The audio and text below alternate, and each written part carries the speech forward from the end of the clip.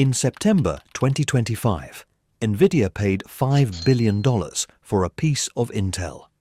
20 years earlier, Intel looked at Nvidia and saw a company that made graphics cards for gamers. A sideshow, not a threat. By 2025, that sideshow was worth more than $4 trillion. And Intel, the company that once was the computer industry, needed a rival's cash and a government rescue just to steady itself. How does that happen? How does the most dominant chipmaker on Earth end up watching everyone else build the future? The answer isn't one catastrophic mistake. It's a series of decisions that each looked completely rational on the day they were made. This is the story of the day Intel lost the future. To understand the fall, you have to understand how total the dominance was. For 2 decades, one small blue sticker signaled supremacy. Intel Inside.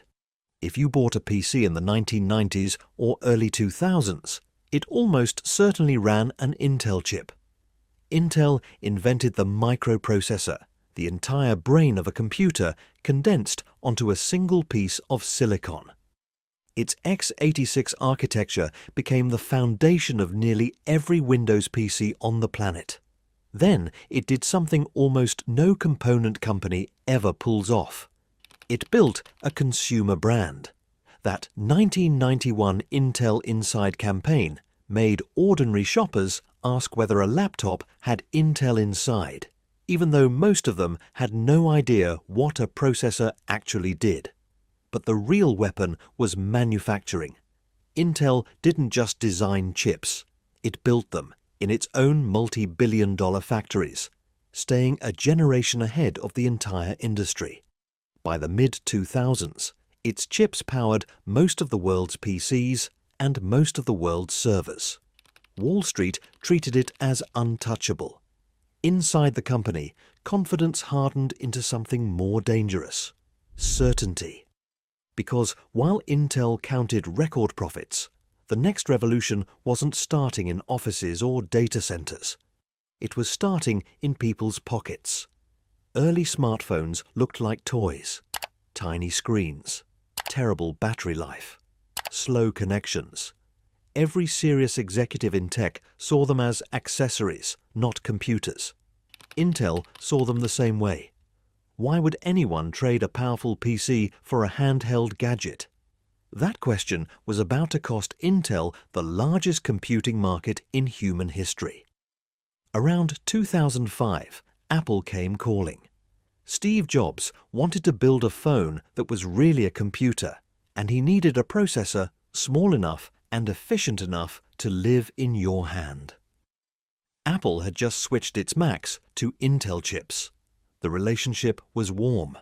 This was Intel's opening to own mobile before mobile existed.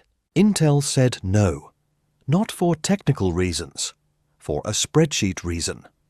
Years later, then CEO Paul Otellini admitted it plainly in a 2013 interview with The Atlantic. Apple wanted a price, and Intel's leaders decided the margins were too thin. The forecasted volume looked too small to matter next to Intel's comfortable PC business. On paper, it was a disciplined call, but history judges decisions by outcomes, not assumptions. On January 9, 2007, Jobs walked on stage in San Francisco and introduced the iPhone. He teased it as 3 products at once: a phone, an iPod, and an internet communicator. Then revealed they were all a single device, and the room erupted. But the first iPhone did not run on Intel. It ran on the ARM architecture, chips designed around one obsession Intel had never prioritized: power efficiency. That single design philosophy turned out to be the requirement for mobile. Qualcomm scaled it. Apple eventually designed its own ARM chips. The entire Android world adopted ARM.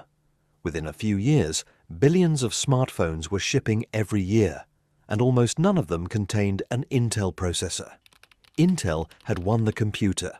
It was now watching the pocket computer happen without it, and the bleeding didn't stop there. Around the mid-2010s, Intel's crown jewel cracked. Its move to a new 10-nanometer manufacturing process stalled for years. Launch dates slipped. For the first time in decades, Intel's factories weren't ahead. They were behind. Meanwhile, in Taiwan, TSMC got better fast, and it didn't compete with its own customers. Apple, Nvidia, AMD, and Qualcomm all handed TSMC their most advanced chips. Then Intel's oldest rival came back from the dead. Under CEO Lisa Su, AMD launched its Zen architecture and, for the first time in a generation, beat Intel on performance and efficiency. And in 2020, the symbolic blow landed. Apple, the same company Intel wouldn't build a phone chip for, dumped Intel from the Mac entirely, replacing it with its own Apple silicon. The new chips were faster and used a fraction of the power. The circle closed. But losing phones and losing Apple weren't the fatal wound. To find that, you have to look at a decision Intel didn't even notice it was making. Back in 2006, a graphics company most analysts dismissed, Nvidia, founded by Jensen Huang in 1993, released software called CUDA. Not a chip, software. It let programmers use graphics chips for general math. Here's why that mattered. A CPU handles a few complex tasks in sequence. A GPU handles thousands of simple calculations at once. And training the neural networks behind modern AI needed exactly that kind of massive parallel math. Nvidia spent nearly 2 decades building CUDA into the language AI researchers grew up on. And what was Intel doing with that same window? Defending the past. In 2010, it spent roughly $7.7 billion buying the security company McAfee, a deal it later unwound, widely seen as an expensive distraction. Then, in late 2022, OpenAI released ChatGPT, and the world lit itself on fire over AI. Every major model needed one kind of hardware: Nvidia GPUs, not just because the chips were fast, but because the entire ecosystem already lived on CUDA. The gaming company Intel, never feared, became the most valuable semiconductor company on Earth. By 2024, the numbers were brutal. Intel lost roughly $19 billion that year, its worst ever. CEO Pat Gelsinger had bet everything on rebuilding Intel's factories, pouring around $90 billion into the effort. The board ran out of patience. In December 2024, Gelsinger was pushed out. His successor, Lip-Bu Tan, took over in March 2025 and started cutting to the bone. Roughly a quarter of the workforce gone. Planned fabs in Germany and Poland scrapped. Then came the part nobody in Intel's golden age could have imagined. In August 2025, the US government took a stake of about 10% in Intel, nearly $9 billion, converting old chip subsidies into ownership. The company that once was American technology now had Washington as one of its largest shareholders. Japan's SoftBank had already quietly put in $2 billion of its own. And weeks later, on September 18, 2025, the twist that writes itself. Nvidia announced it would buy $5 billion of Intel stock. Intel's shares jumped nearly 23%, its biggest single day since 1987. Sit with that. Nvidia was worth over $4 trillion. Intel, that day, was worth around $140 billion. The company Intel had once dismissed as a maker of gaming toys was now buying a piece of it. And Intel needed the deal.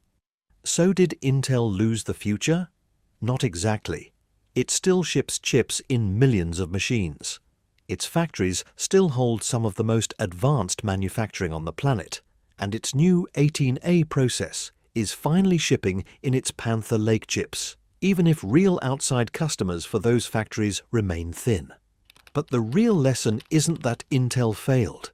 It's that leadership in technology is never permanent, And the thing that kills a giant is usually its own success. Intel's culture rewarded protecting the empire. Its profits came from the PC, so every new market that looked small, cheap or low margin, phones, GPUs, AI, got waved away. Not by fools, by smart people doing the disciplined thing. Companies rarely die because they stop innovating. They die because they keep perfecting yesterday while someone else quietly builds tomorrow. Intel didn't get outsmarted in one meeting.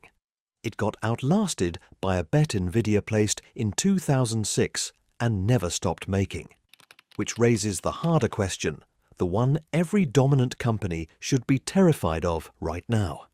If the king of silicon couldn't see it coming, who else is making the exact same mistake today?